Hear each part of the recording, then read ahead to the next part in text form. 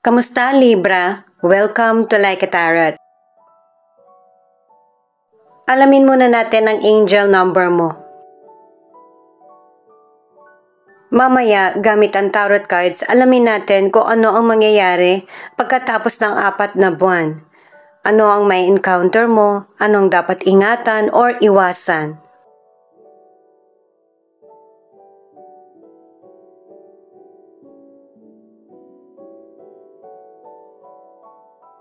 "1414" tells you to be careful not to let negative vibe of other people get into you.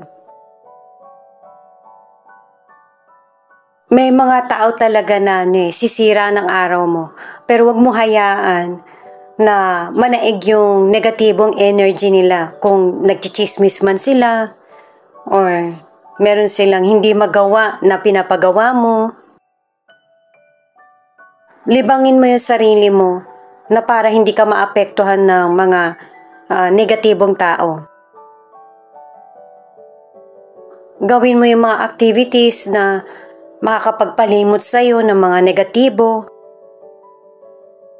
Kailangan i-shield mo yung sarili mo sa mga taong nagdadala ng negatibo sa iyo para hindi mo makuha ito. Ito naman yung message ng mystical cards para sa mga Libra.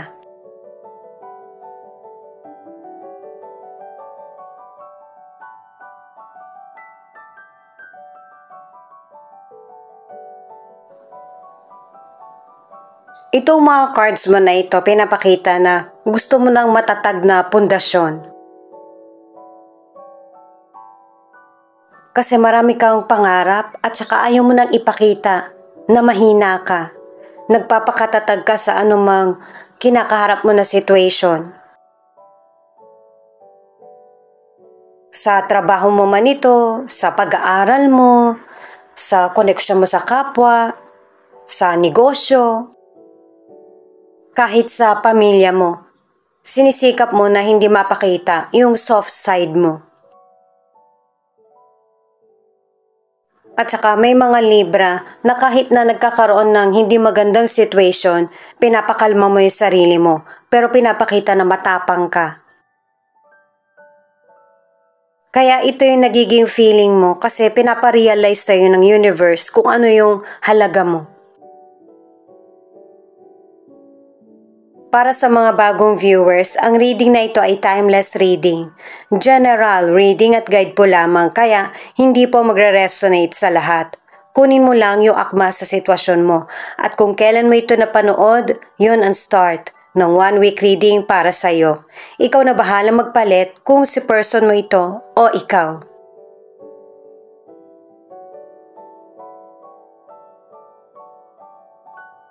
The Emperor, the Hierophant, Page of Swords.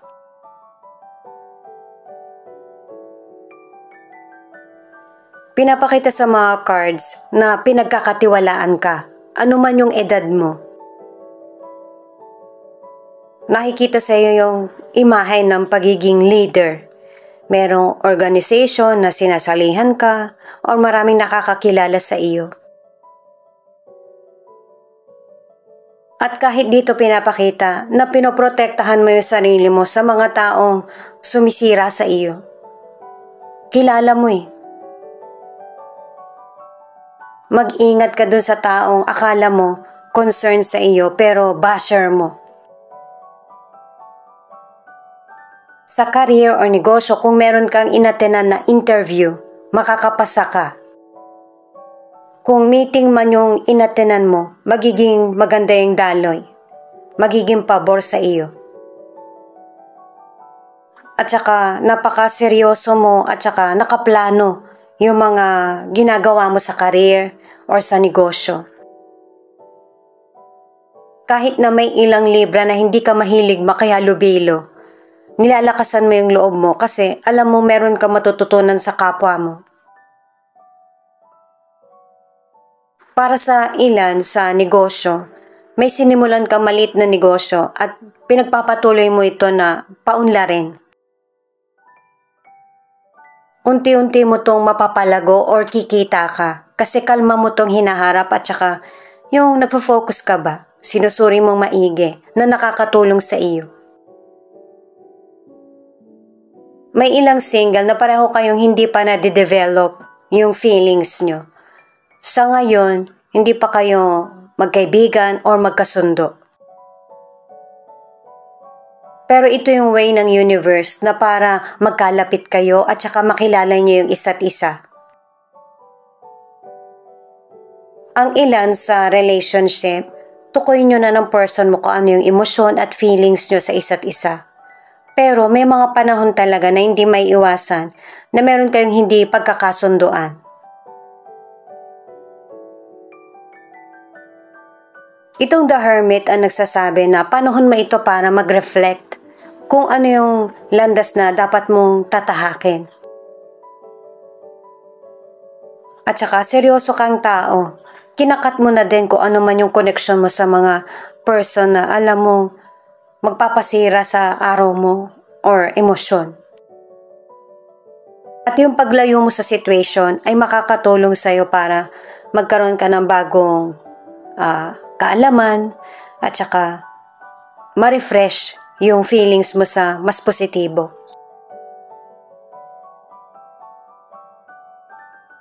Single ka man or nasa relationship, yung light na sitwasyon na napagtatalunan ay mareresolbahan.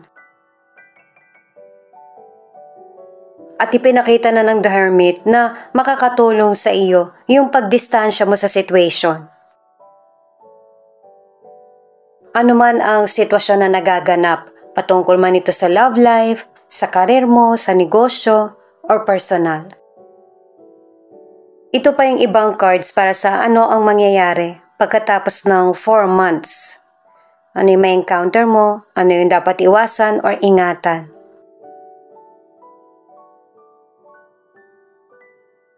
King of Swords, the Hanged One, 4 of Wands. Ano man ang gender mo, meron kang sitwasyon na kinokontrol. Pwedeng feelings ito or sa mga taong nasa paligid mo. At saka nakatatlong cards ka na rin para sa pagiging open-minded. Lahat ng opinyon or yung pakiramdam mo ay kinukonsider or sinusuri mo. May magandang resulta yung pag-iingat mo at saka may pagkontrol. Merong blessings, milagro, clarity sa situation, meron ding pagsasalo-salo. At saka merong Libra na meron kang sinusuportahan na para yung person na ito ay maging matagumpay. Magkakaroon ng kapayapaan at saka makakamit ng person yung tagumpay niya dahil sa iyo.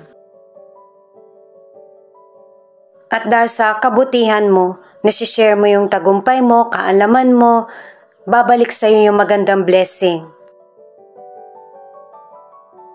Magmumula sa ibang tao yung blessings or happiness. Ito yung sukli ng universe sa mga kabutihang nagawa mo. Ang ilang Libra, nagkakaroon ka ng problema sa financial pero nasusuri mo kung alin or ano yung nagiging sayang. At dahil sa magaling ka mag-manage ng financial mo, magkakaroon ng financial blessing or mga hindi mo inaasahan na darating na financial. Pabor sa iyo yung kapalaran mo sa financial.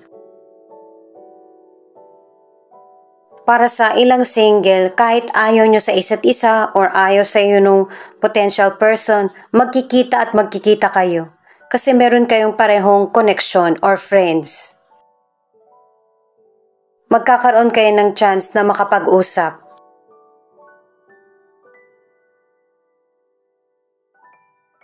Itong 6 of Pentacles ay kahit na may mga taong hindi maganda yung pakikitungo sa'yo, ay hindi ganon ang isinusukli mo. Maganda pa rin yung pakikitungo mo. Kapag wala ka sa mood, doon ka lang dumidistansya, pero bumabalik ka pa rin sa dating mabuting ikaw. At saka ano man yung mga nagawa mong maganda o mabuti sa kapwa mo, ibabalik sa iyo to ng universe kahit hindi mo asahan. Itong The Hermit at Six of Pentacles, gagamitin ko nga pala yan guys para sa health. Isang card na lang yung kukunin ko. Ang ilan sa inyo sa relationship, pareho niyong ipinaglalaban ng person mo ang relasyon pero sa magkaibang pamamaraan. Kahit na nagtatalo pa kayo ng person mo, yung relasyon nyo ay magtatagal. Mawi-witness nyo rin na nagkakaroon na ng graduation yung mga anak nyo, meron na magpapakasal, at saka isi-celebrate nyo rin ng person mo yung silver at gold na anniversary nyo. May ilang Libra na ginagawa mo na ito ngayon or pagkatapos ng 4 na buwan. Ipapaayos mo yung bahay mo.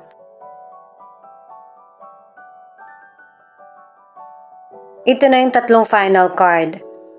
The Hermit, Six of Pentacles, Queen of Pentacles in reverse. Kaya pala may mga Libra na nagpapakatatag ka at saka meron kang kinakat na situation. Hindi mo na gustong kausapin. Pinapakita mo yung suporta mo, pagbibigay, pero naaabuso ka. Tama yung action mo na kinat mo yung sarili mo dun sa person or yung pagsuporta.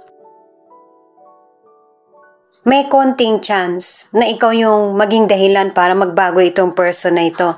Pero kailangan kasi ng sarili, yung bang pagkukusa. Total, nararamdaman mo naman na mahirap pagsabihan o kaya pakisamahan itong person na ito. Balansehin mo lang yung pagtulong sa kanya ng advice o kaya material. Posibleng family member ito, kaibigan, or person mo.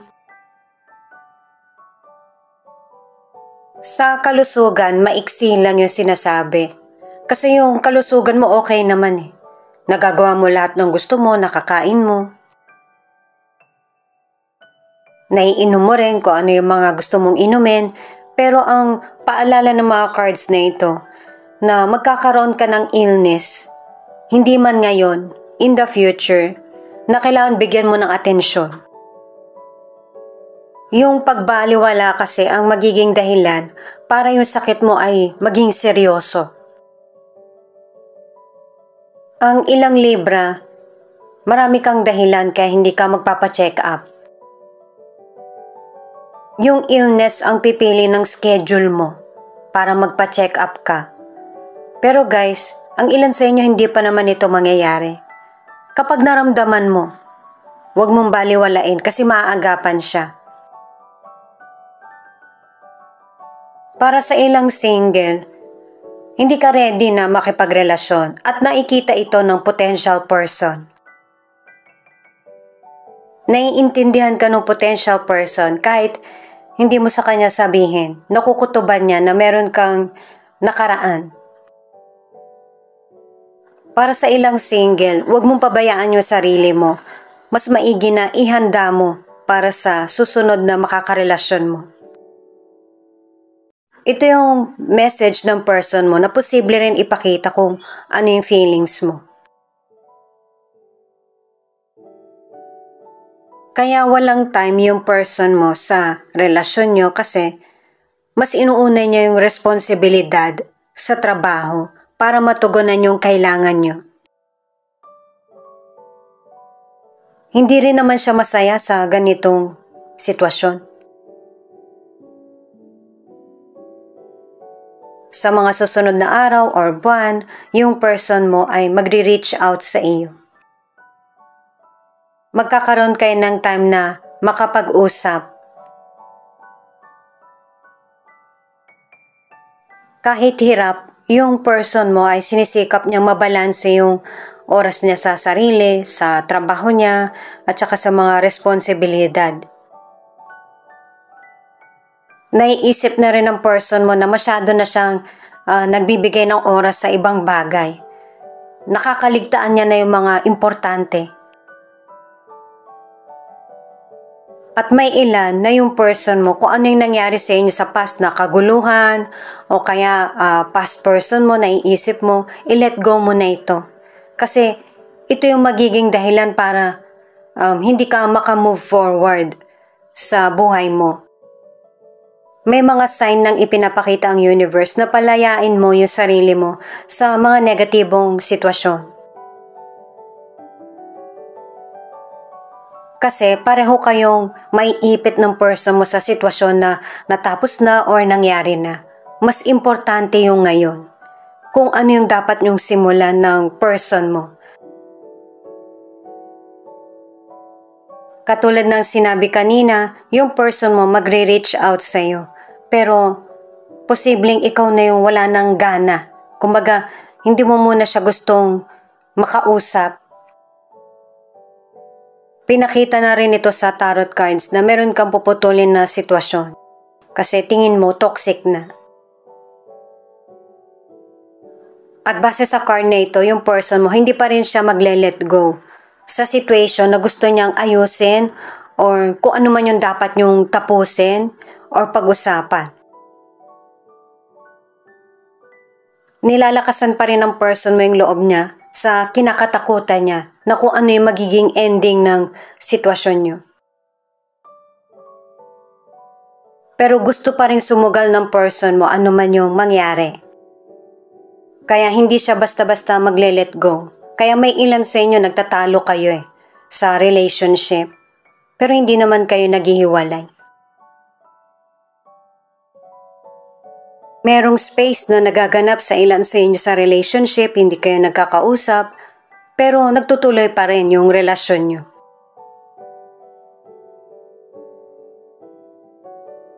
Cancer, Taurus, Sagittarius, Aquarius, Pisces, Virgo, Leo. Ito yung ilan sa 12 zodiac sign na nangunguna sa reading na ito. At saka sa relationship, may issue man kayo ng person mo. Wala namang pinakita sa cards na nagkahiwalay kayo. May mga minor issue na dapat nyong kaharapin. Ito yung mga letra na posibleng andito yung letra ng pangalan mo or letra ng pangalan ng person mo. M, R, A, C, S, Q.